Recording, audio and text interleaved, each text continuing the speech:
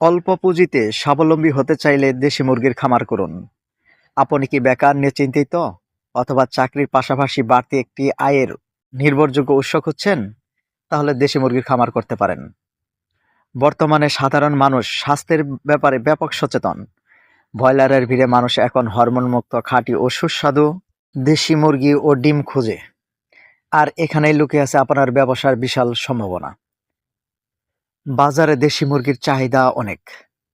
কম খরচেই ঘরোয়া পদ্ধতিতে এটি পালন করা যায়। বাংলাদেশের আবহাওয়ার সাথে খাপ খাইয়ে নিতে পারে বলেই দেশি মুরগির রোগবালাই খুবই কম। দেশি মুরগি ম্যানেজমেন্ট করা খুবই সহজ, কারণ ব্রয়লারের মতো শিডিউল করে এদের মেডিসিন দিতে হয় না। নির্দিষ্ট একটা সময়ে আপনি খাবার পানি দিবেন, আর সারা দিনে একবার ঘরটা পরিষ্কার করে নেবেন। আমার কথা শুনুন, আপনি খামার শুরু করেন অল্প দিয়ে। 100 বাচ্চা নেন। 100 বাচ্চার কি কি সমস্যা হয় বা কিভাবে ম্যানেজমেন্ট করতে হয় আপনার শেখা হবে, জানা হবে। তারপর না হয় বড় আকারে খামার করবেন।